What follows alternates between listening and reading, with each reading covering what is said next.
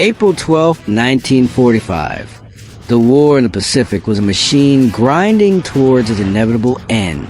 But for the Imperial Japanese Navy, there was one desperate, secret weapon left. Aboard the lead Mitsubishi Betty, Lieutenant Saburo Doi lay breathing through an oxygen mask. His focus was singular. The revolutionary rocket suspended below, and the certain death it promised. We've made it.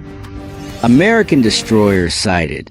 As anti-aircraft fire tore through the sky, Saburo descended into the modified Bombay, a place the pilots grimly nicknamed the Devil's Gate. A final, solemn exchange of respect with his radio operator, Lieutenant Sagano. Saburo was not just a pilot. He was a warhead, sealed into his fate. Through a narrow gap, Saburo witnessed the battle erupt. A conventional Zero slams into the USS Manard L. Able, crippling the vessel. Now was his time to finish the job. He tapped the Morse code signal, ready to launch. He waited for the liberating plunge. But time stretched. Nothing happened. Cold fear began to pool. He was a stationary target, dangling over the enemy. The explosive release bolt had misfired. In the Betty, Lieutenant Sagano had to pull the manual jettison lever. Closing his eyes, unable to watch his comrade's fate, he yanked the cord. Without warning, Saburo plummeted. Following instinct, he activated the dash dial and slammed his thumb onto the joystick button. He had just ignited the solid fuel rocket engines. An overpowering G-force, stronger than anything he'd ever felt, took hold. A deafening, alien roar drowned out the war. The Thunder God's battle cry had sounded. This was the Oka, or Cherry Blossom. $8 to $600. Pound warhead with wings and a seat. Crucially, it had no landing gear and no engine for sustained flight. It was pure rocket-propelled terror.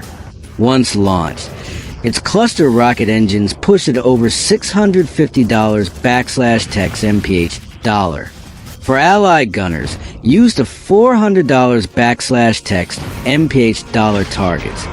The Oka was a blur, a projectile that offered zero time to react. But to achieve this lethal speed, a different kind of training, a cruel psychological selection, was necessary. 8 months prior, naval cadets like Saburo Doi and his friend Hideo Suzuki were assembled for the top-secret mission. They were promised a weapon more capable than any before it. Group Commander Captain Junsuku Takahashi didn't speak of tactics. He spoke of family. If you are married, if you're the only surviving male heir, or if you have only one parent alive, raise your hand. The men who raised their hands were ordered to leave. The Japanese needed pilots whose sacrifice would cause minimum domestic disruption.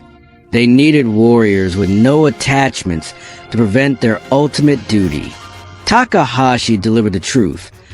Operating this weapon is a one-way mission. You will die.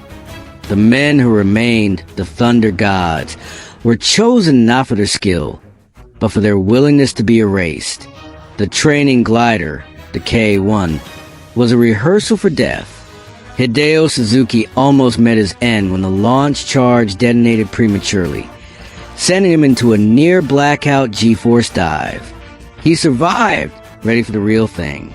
On New Year's Eve, the Thunder Gods sought spiritual preparation.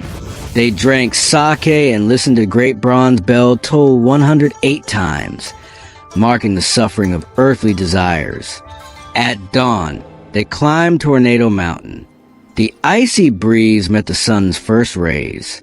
A pilot later recalled, "We drank sake and shouted, 'Banzai! Banzai! Banzai!' We all knew it would be our final first sunrise." Back in April, the time for ritual was over. Saburo was selected. Hideo was left behind. Hideo's farewell was one of profound envy.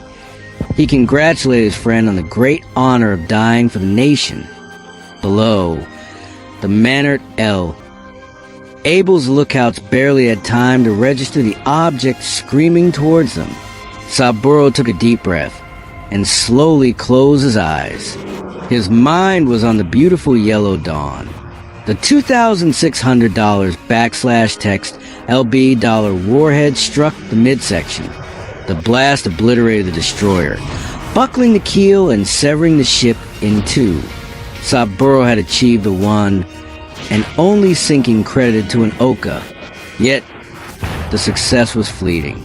A squad mate's Oka, targeting the USS Jeffers, was struck by an anti-aircraft shell just 50 yards from the hull, destroying the pilot and the weapon before impact.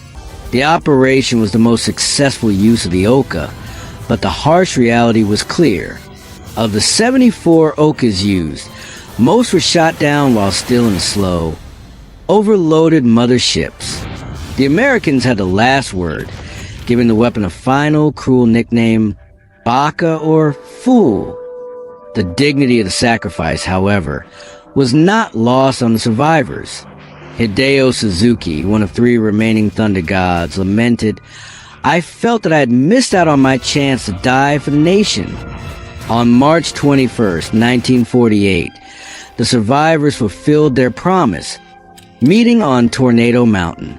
They shared hot green tea and bittersweet memories of friends who gave everything for an impossible dream. The Oka was a masterpiece of desperation and engineering, but ultimately, a symbol of extreme sacrifice wasted by the slow pace of its delivery system. What do you think about the military use of such psychological warfare? Let us know in the comments below. If you found value in this deep dive, please like and subscribe for more untold stories of military history.